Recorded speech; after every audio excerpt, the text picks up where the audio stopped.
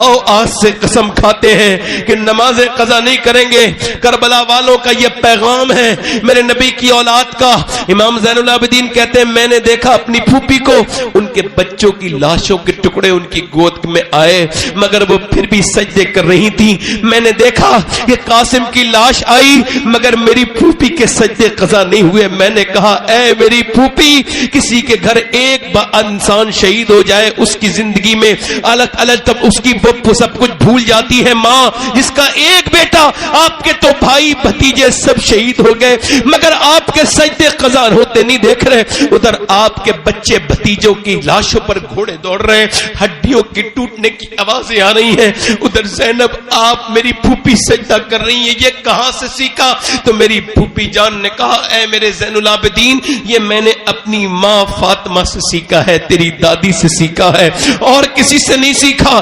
کربلا سے یہ پیغام آ رہا ہے. آج کے بعد کوئی جب کربلا بیان کرے تو پوری بیان کرے, اور پوری کربلا یہ ہے کہ اگر کربلا کا نواسا حسین لاجواب ہے تو نواسی زینب بھی لاجواب ہے. اگر حسین نے کربلا میں سجدہ بچایا ہے تو زینب نے کربلا میں پردہ بچایا ہے. آج اپنی بہنوں کو بتاؤ, اپنی بیٹیوں کو یہ سمجھاؤ کہ کل قیامت کے دن یہ کیا جواب دیں گی جب نبی کی بیٹی سے اگر پوچھ لیں گی کہ تم نے پردے کیوں نہیں کیے تھے. اب ایک تو لڑکی وہ ہے جو پردہ کرنا اور ایک پردہ کر رہی ہے. قرآن کون پڑھ رہی ہیں؟ سیدہ زینب. ذرا زور سے تو بولو سبحان اللہ. میری بہنیں 6 سال کی بچیوں پہ یہ ٹرائی کریں, انشاءاللہ گھر میں پردے کا برکتوں کا ماحول ہو جائے گا. قرآن پڑھ رہی ہیں, نبی کی نواسی, دوپٹہ گر گیا, سیدہ فاطمہ نے آ کر کے دوپٹہ رکھا. زینب نے پوچھا امی جان آپ نے سر پہ دوپٹہ کیوں رکھ دیا؟ کہا زینب وہ نانا ناراض ہو جائیں گے. اس بچی سے ناراض ہو جاتے ہیں, سر پہ دوپٹہ نہیں رکھتی. سیدہ زینب روئی اور روئی سن کے. حساس باپ کی حساس بیٹی سیدہ فاطمہ آئی, کیوں روتی ہے میری زینب؟ امی جان نانا سے کہہ دینا اس بار معاف کر دیں, اگلی بار زینب اپنی گردن تو کٹائے گی مگر سر پہ سے دوپٹہ نہیں ہٹائے گی. کربلا کے میدان میں سب شہید ہو گئے.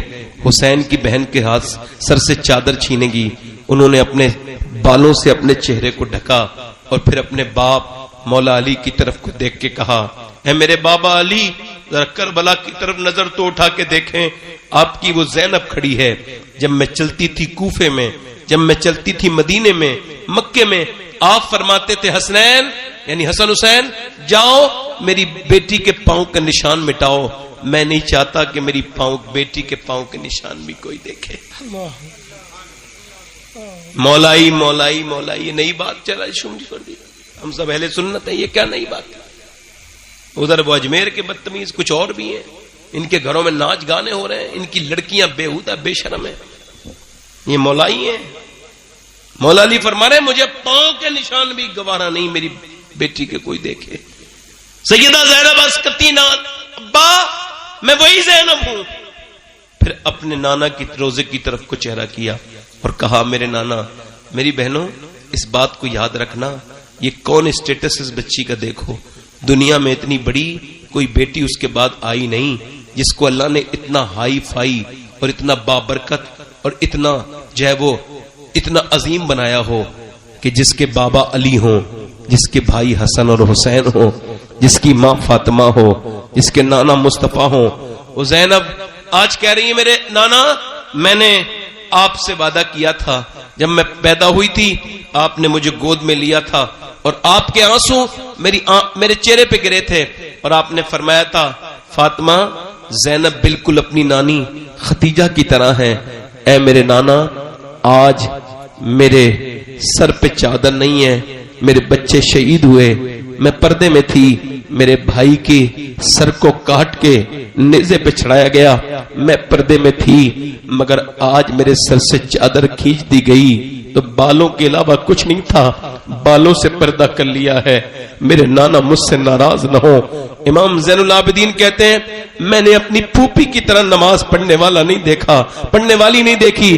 کہتے ہیں 5000 کلومیٹر کا سفر میری پھوپھی نے طے کیا ہے اور وہ بھی اونٹ پر بیٹھ کے, اونٹ کی ننگی پیٹھ پر بیٹھ کے وہ کوفے سے ملک شام اور ملک شام سے لے کر کے مدینے تک. مگر میں نے کبھی اپنی پھوپھی کی تہجد کی نماز بھی قضا ہوتے نہیں دیکھی. آؤ آج سے قسم کھاتے ہیں کہ نمازیں قضا نہیں کریں گے. کربلا والوں کا یہ پیغام ہے میرے نبی کی اولاد کا.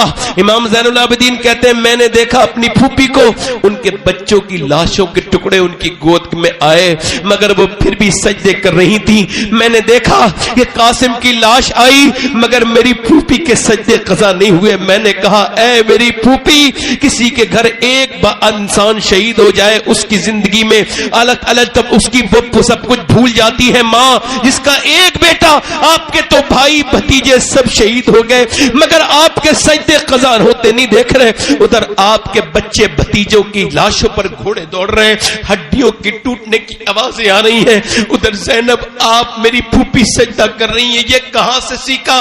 تو میری پھوپھی جان نے کہا اے میرے زین العابدین, یہ میں نے اپنی ماں فاطمہ سے سیکھا ہے, تیری دادی سے سیکھا ہے, اور کسی سے نہیں سیکھا. کربلا سے یہ پیغام آ رہا ہے, آج کے بعد کوئی جب کربلا بیان کرے تو پوری بیان کرے, اور پوری کربلا یہ ہے کہ اگر کربلا کا نواسا حسین لاجواب ہے تو نواسی زینب بھی لاجواب ہے. اگر حسین نے کربلا میں سجدہ بچایا ہے تو زینب نے کربلا میں پردہ بچایا ہے. آج اپنی بہنوں کو بتاؤ, اپنی بیٹیوں کو یہ سمجھاؤ کہ کل قیامت کے دن یہ کیا جواب دیں گی جب نبی کی بیٹی سے اگر پوچھ لیں گی کہ تم نے پردے کیوں نہیں کیے تھے. اپنی بیٹیوں سے پوچھ رہا ہوں. زندگی مختصر ہے. میں نے ابھی 3 مہینے ہوئے ہیں, میں نے اپنی ماں کو قبر میں اتارا ہے. 3 مہینے سے کوئی 5-6 دن زیادہ ہوئے. میری ماں قبر میں چلی گئی, اور آج میں نے اپنے باپ کو بھی دیکھ لیا. دیکھو ماں باپ زندہ ہے نا تو ان کا خیال کرنا, کہ مرنے کے بعد افسوس نہ کرنا. یہ ہمارے برے صغیر میں یہی مسئلہ ہے, ماں باپ زندہ ہوں گے ان پہ ظلم کریں گے. ایک صاحب رو رہے تھے اپنی ماں کی قبر پہ. میں نے کہا کیوں رو رہے ہیں؟ کہنے لگے مجھے امی یاد آ رہی. میں نے کہا میں تمہیں جانتا ہوں, تم نے اپنی ماں کو گالیاں بھی دی تھی بھائی, آج تم اپنی ماں کے لیے رو رہے ہو. کاش جیتے جیتنی محبت دی ہوتی. ماں تو ماں ہے بھائی. یاد رکھو جس گھر میں ماں باپ نہیں, جس گھر میں ماں نہیں, وہ کتنا ہی بھرا ہوا گھر صحیح مگر وہ خالی ہے, اور جس گھر میں ماں ہے وہ خالی گھر بھی بھرا ہوا لگتا ہے. جس کمرے میں ماں بیٹھی ہو وہ کمرہ بڑا ہی خوبصورت لگتا ہے. اب آدمی جائے بھی زندگی جیے بھی, مگر جب ماں کے خالی کمرے کو بندہ دیکھتا ہے ماں کے جانے کے بعد تو وہ سوچتا ہے کون چلا گیا, کس ہستی نے رخصت ہو گئی. یاد رکھو یہ ایک بار چلے جائیں دوسری بار نہیں آتے. یاد اپنی زندگی میں تبدیلیاں لائیں. حضور نے فرمایا کہ تمہارے ماں باپ تمہاری جنت اور دوزخ کے ضمانت ہے, تم ان کو راضی کر لو گے تو تم جنتی ہو. یہ ماں باپ پھر دوسری مرتبہ کبھی آتے نہیں. ماں باپ کی قدر کرو, ان کا خیال کرو. میرے پاس اتنا وقت نہیں مگر پھر اتنی بات ضرور کہہ رہا ہوں کہ جیتے جی ان کا خیال رکھو. ایک آدمی کی بیوی مر گئی, اس نے دوسری شادی کر لی, اس کا بچہ تھا. اس نے 1-2 سال کے بعد پوچھا بیٹے پہلی والی ماں اچھی تھی یا یہ جو نئی ہے یہ اچھی ہے؟ اس نے کہا ابا اچھی وہ تھی, سچی یہ ہے. کیا مطلب؟ کب یہ جب یہ وہ جو کہتی تھی نا مجھ سے دیکھ شیطانی نہ کر, کھانا نہیں دوں گی, تو پھر وہ میں شیطانی بھی کرتا تھا. اور جب وہ شام کو مجھے گھر سے نکالتی تھی اور شام کو خود ہی مجھے پیار سے اندر لاتی تھی, مجھ سے کہتی تھی دیکھ مجھے ستایا مت کر, پھر مجھے کھانا بھی بنا کے دیتی تھی, میرا خیال رکھتی تھی. وہ کہتی تھی دیکھ تو مجھے کیوں ستاتا ہے, اور وہ پھر جھوٹی تھی, کھانا دے دیتی تھی. مگر یہ جو نئی والی آئی ہے نا یہ کہتی کھانا نہیں دوں گی, شیطانی نہ کر. تو رات بھر گزر جاتی ہے, ابا میں ایسی بھوکا رہتا ہوں, یہ کھانا نہیں دیتی. وہ اچھی تھی, یہ سچی ہے. ماں جیسی دولت کس کو ملے گی؟ ماں چلی گئی ہے نا, دیواریں چھوٹی ہوتی تھیں لیکن پردہ ہوتا تھا. تالے کی ایجاد سے پہلے صرف بھروسہ ہوتا تھا. جب تک ماتھا چوم کے رخصت کرنے والی زندہ تھی, دروازے سے باہر تک منہ میں لقمہ ہوتا تھا. کبھی ماں کی دعائیں لو, کبھی باپ کی دعائیں لو. ایک پیڑ پہ جب پھل آیا وہ پیڑ رونے لگا. پوچھا ہے پیڑ تو کیوں روتا ہے؟ آج تو پھل آنے کے دن ہے, خوشی ہو رہی ہے سب کو. کہا تم کھاؤ پھل. کہا بتانا. کہا آج میں اپنے مالی کو یاد کر رہا ہوں, اے میرے مالی سب میرا پھل کھا رہے ہیں مگر تو نے مجھے آندھیوں سے بچایا, تو نے میرا کتنا خیال رکھا, نہ دوپہر دیکھی نہ شام, آج میرا سب پھل کھاتے ہیں. کاش میرا مالی بھی ایک پھل کھا لیتا. انسان جب بڑا ہوتا ہے دولت آتی ہے سوچتا ہے میرا باپ بڑی پریشانی میں چلا گیا, کاش میرا وہ باپ بھی ہوتا, وہ بھی تو دیکھتا وہ جو پودا لگا کے گیا ہے اس نے کیسے پھل دینے شروع کر دیے ہیں. انسان کو اپنے ماں باپ کی قدر کرو. کون سے پیر سے دعا لینی ہے, کون سے صاحب سے, آپ کی مرضی ہے, سب کی دعائیں لو, مگر میں کسی دعا کا مخالف نہیں, مگر سب سے زیادہ قبولیت مقبول جو دعا ہے وہ ماں باپ کی ہے. ماں باپ کی دعائیں ایسے لگتی ہیں جیسے نبیوں کی دعائیں اپنے امتیوں کو لگتی ہیں. ذرا زور سے بولو, یہ دعائیں لگتی ہیں. ماں باپ کا ہاتھ چوم کے نکلا کرو گھر سے, ان سے دعائیں لیا کرو. میں اعلیٰ حضرت کے ایک شعر کے بعد اپنی تقریر ختم کر رہا ہوں. اعلیٰ فرماتے ہیں ہائے غافل. ہاں واہ بے شک. ایک تو اعلیٰ حضرت جب ہائے کہیں تو غور کرنا چاہیے. ہائے کہہ رہے ہیں, وہ کیا جگہ ہے جہاں 5 جاتے ہیں 4 پھرتے ہیں. قبرستان میں دیکھا نہیں آپ نے, لاؤ بھائی لاؤ دے دو, اب ایک مردے کو لے رہے ہیں 2 لوگ, 2 بالکل نیچے, 2 بالکل قبر کے, جو اس کی سیکنڈ والا اس پہ ہے, یہ اس کی نیچے, اور بالکل ایک نیچے اور ایک اس کے اوپر قبر کے ہیں. اور کہہ رہے لاؤ بھائی, تو 4 نے وہ لے لیا. اب جس کا بھائی گیا اس نے روکا ہی نہیں, جس کی بہن گئی اس نے روکی نہیں, جس کی بیوی گئی اس نے روکا ہی نہیں, اس کی ماں گئی, کوئی کسی کو نہیں روکتا. لائیے دیجئے, دے دیا. اب وہ 5واں نیچے رکھ دیا. میں نے اپنے ہاتھوں سے 18 سال کے جوان بھی رکھے ہیں, 3 سال کے بچے بھی رکھے ہیں, 1 سال کا بچہ بھی رکھا ہے, اپنا بیٹا بھی رکھا ہے, اپنی ماں کو بھی رکھا ہے, اپنے باپ کو بھی رکھا ہے, اپنے تایا کو بھی رکھا ہے. اب مجھ پہ یہ راز کھل گیا ہے کہ ایک دن مجھے بھی رکھا جائے گا اس اندھیری قبر میں. او ہو کیا سخت جگہ ہے وہ. عثمان غنی گڈھا دیکھ کے بے ہوش ہو گئے. کسی نے کہا گڈھے کو دیکھ کے کیوں بے ہوش ہو گئے؟ کہ لگے گڈھے کو دیکھا تو مجھے اپنی قبر یاد آ گئی. اے ہے, ہمیں تو قبر دیکھ کے قبر یاد نہیں آ رہی, ان کو کیسے اللہ والے لوگ ہیں وہ. میرے دوستوں میرے بھائیوں, ایسی زندگی اپنی نہ بناؤ. میری بہنوں اپنے رب سے کہو مالک معاف کر دے, بڑی دنیا داری ہو گئی, بڑی ہمارے باپ چلے گئے, ساری دنیا آپ کو چھوڑ کے چلی جائے گی, میں بھی مر جاؤں گا, آپ بھی مر جائیں گے. دوستو کوئی کسی کو کوئی نہیں بچے گا, سب مر جائیں گے. اللہ کے رسول کے غلاموں, ایک عورت تھی بڑی حسن کی ملکہ, جو اسے دیکھتا تھا دیکھتے رہ جاتا تھا, بگڑ گئی. اپنے حسن کا غلط فائدہ, اب کوئی ایسا علاقے کا آدمی نہیں تھا جو اس کے دروازے پہ آ کے دستک نہیں دیتا تھا, اس سے اپنا بدتمیزی نہیں, منہ کالا نہیں کرتا تھا. سارے نباب آنے لگے. اور پھر علماء نے لکھا ہے بنی اسرائیل میں عورت تھی, بڑا سا گھر بنا لیا, مالدار ہو گئی, پھر دن میں طے کرتی تھی گاہک اور الگ الگ راتوں میں بلاتی تھی. بہت مہنگی عورت ہو گئی وہ بدکاری کے معاملے میں. ایک نیک آدمی گزر کے جا رہا تھا, اس کی نظر اس پہ پڑی. جب اس کو دیکھا تو اس کے دل میں ایسا اثر ہوا کہ یہ نیک آدمی 1 مہینے تک لگاتار کہتا رہا مالک مجھے اس عورت سے بچا لے, مگر دل میں ایسا اثر ہوا کہ میاں اس کا خیال نہیں جاتا تھا. شیخ سرہندی کہتے ہیں مجلد پسانی کہ زنا کی شروعات آنکھوں سے ہوتی ہے, آنکھیں دیکھتی ہیں, دل پسند کرتا ہے, اور شرمگاہ اس فعل بد کو کر جاتی ہے. یہ برا کام ہے. وہ آدمی 1 مہینے کے بعد سارا کچھ لے کے پہنچا, لے میرے پیسے لے, میرے تیرے بغیر چین نہیں, بتا کون سے دن آنا ہے. اس نے کہا فلاں دن آ جانا. تیار ہو کے بیٹھتی تھی, اسپیشل طریقے سے بتر لگا کے دلہن بن کے بیٹھتی تھی. مہنگائی, مہنگے پیسے دے کے اس کا گاہک آتا تھا. وہ آیا اندر, اس سے بات کرنے لگی, یہ اس سے بات کرنے لگے. بات کرتے کرتے اس نے اس کے ہاتھ پہ ہاتھ لگایا. اسے ایمان کہتے ہیں. ہاتھ لگا نہیں تھا, کانپ گیا اور ایک دم بولا جا رہا ہوں, پسینے آ گئے. کیا ہوا؟ کہا میری طبیعت خراب ہو گئی. کہ طبیعت تو یہ ٹھیک ہو جاتی ہے اچھے اچھے کی, تم صحیح بتاؤ کیوں جا رہے ہو, آئے کیوں تھے اور جا کیوں رہے ہو, بتاؤ. تو بولا صحیح بتاؤں. کہاں؟ کہ صحیح بات تو یہ ہے کہ جب میں سجدہ کرتا ہوں تب بھی اللہ دیکھتا ہے, اور جب میں تیرے جسم کے ساتھ بدکاری کرنے والا ہوں تب بھی میرا اللہ دیکھ رہا ہے, تو میں یہ برا کام کر نہیں سکتا, میرا رب مجھے دیکھ رہا ہے. سبحان اللہ, سبحان اللہ. میرا رب مجھے دیکھ رہا ہے. اللہ اکبر.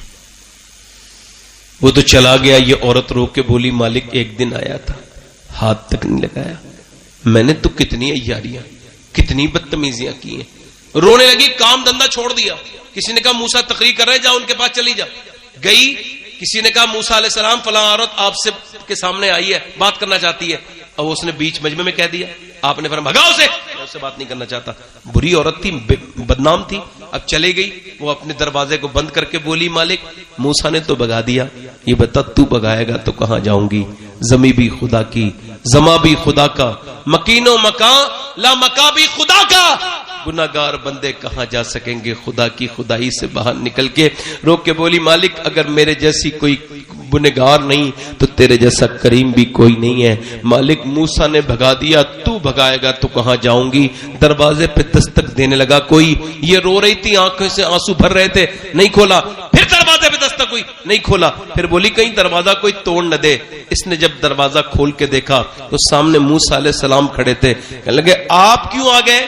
آپ نے تو مجھے بھگا دیا تھا. کہ مجھے کیا خبر تھی، ابھی جب تو روئی ہے نا اللہ نے تیرے آنسوں کو قبول کیا ہے، اور جبرائیل سے کہا ہے جا میری بندی کو یہ پیغام پہنچا کے آ موسیٰ کہ میں نے اپنی بندی کے گناہوں کو معاف کر دیا ہے، اس کے گناہ معاف کر دیے ہیں. سر اٹھا کے بولی موسیٰ آپ ٹھیک ٹھیک بات کرو، میرا دل بڑا لرزتا ہے، صحیح بتاؤ کیا میرے جیسی پاپن جس کے گناہوں کی کوئی حد نہیں اس کو ایسا معاف کرنا والا وہ؟ ہاں ایک آنسو میں معاف کرتا ہے. ہاں وہ کہتا ہے انسان تو اتنا رو لے تیری آنکھ کا آنسو یہ ڈھلک کے تیرے گال تک آ جائے میں تیرے سارے گناہ معاف کر دوں گا. موسیٰ سے بولی جاؤ اب میں یہاں نہیں رہوں گی. اسی آدمی کو ڈھونڈتے ڈھونڈتے پہنچی، 1 مہینے ملا، وہ اسے دیکھ کے ہی بے ہوش ہو کے مر گیا. یہ تو پھر آ گئی مالک، اسے تو بچا تھا میں. اور جب مر گیا اس کے چھوٹے بھائی کے ساتھ اس عورت کی شادی ہوئی.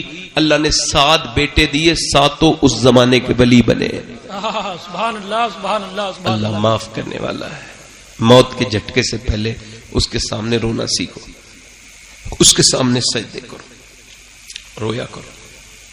ڈپریشن کی علاج رونا ہے، گناہوں کا علاج رونا ہے. حضرت سلمان فارسی نے اپنی کنیز سے کہا ایک ہی سجدہ کر لے، نماز نہیں پڑھ، ایک سجدہ کر لے. کسی نے حضور ایک سجدے کے لیے کیا کہہ رہے ہیں؟ آپ نے فرمایا جو ایک سجدہ کرتا ہے اللہ اس کو اور نماز کی توفیق بھی دے دیتا ہے. سجدہ اتنی بابرکت چیز ہے. اپنی بیٹیوں سے پوچھ رہا ہوں، زندگی مختصر ہے. میں نے ابھی 3 مہینے ہوئے ہیں میں نے اپنی ماں کو قبر میں اتارا ہے. 3 مہینے سے کوئی 5-6 دن زیادہ ہوئے. میری ماں قبر میں چلی گئی اور آج میں نے اپنے باپ کو بھی دیکھ لیا. دیکھو ماں باپ زندہ ہے نا تو ان کا خیال کرنا، کہ مرنے کے بعد افسوس نہ کرنا. یہ ہمارے برے صغیر میں یہی مسئلہ ہے، ماں باپ زندہ ہوں گے ان پہ ظلم کریں گے. ایک صاحب رو رہے تھے اپنی ماں کی قبر پہ. میں نے کہا کیوں رو رہے ہیں؟ کہنے لگے مجھے امی یاد آ رہی. میں نے کہا میں تمہیں جانتا ہوں تم نے اپنی ماں کو گالیاں بھی دی تھی بھائی، آج تم اپنی ماں کے لیے رو رہے ہو. کاش جیتے جیتنی محبت دی ہوتی. ماں تو ماں ہے بھائی. یاد رکھو جس گھر میں ماں باپ نہیں، جس گھر میں ماں نہیں وہ کتنا ہی بھرا ہوا گھر صحیح مگر وہ خالی ہے. اور جس گھر میں ماں ہے وہ خالی گھر بھی بھرا ہوا لگتا ہے.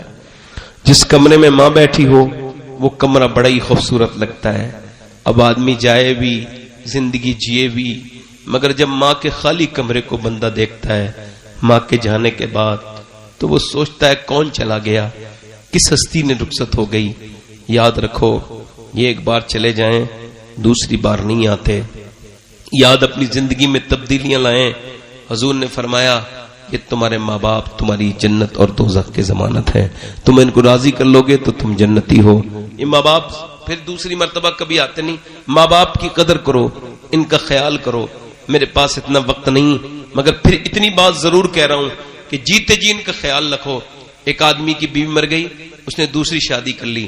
اس کا بچہ تھا، اس نے 1-2 سال کے بعد پوچھا بیٹے پہلی والی ماں اچھی تھی یا یہ جو نئی ہے یہ اچھی ہے؟ اس نے کہا ابا اچھی وہ تھی، سچی یہ ہے. کیا مطلب؟ کب یہ جب وہ جو کہتی تھی نا مجھ سے دیکھ شیطانی نہ کر کھانا نہیں دوں گی، تو پھر وہ میں شیطانی بھی کرتا تھا. اور جب وہ شام کو مجھے گھر سے نکالتی تھی اور شام کو خود ہی مجھے پیار سے اندر لاتی تھی، مجھ سے کہتی تھی دیکھ مجھے ستایا مت کر، پھر مجھے کھانا بھی بنا کے دیتی تھی، میرا خیال رکھتی تھی. وہ کہتی تھی دیکھ تو مجھے کیوں ستاتا ہے، اور وہ پھر جھوٹی تھی کھانا دے دیتی تھی. مگر یہ جو نئی والی آئی ہے نا یہ کہتی کھانا نہیں دوں گی شیطانی نہ کر، تو رات بھر گزر جاتی ہے ابا मैं ऐसी भूखा रहता हूं, ये खाना नहीं देती। वो अच्छी थी, ये सच्ची है। माँ जैसी दौलत किसको मिलेगी? माँ चली गई है ना, दीवारें छोटी होती थीं लेकिन पर्दा होता था। ताले की इजाजत से पहले सिर्फ भरोसा होता था। जब तक माथा चूम के रुखसत करने वाली जिंदा थी, दरवाजे से बाहर तक मुंह में लुक्मा होता था। कभी माँ की दुआएं लो, कभी बाप की दुआएं लो। एक पेड़ पे जब फल आया, वो पेड़ रोने लगा। पूछा है, पेड़ तू क्यों रोता है? आज तो फल आने के दिन है, खुशी हो रही है सबको। कहा तुम खाओ फल।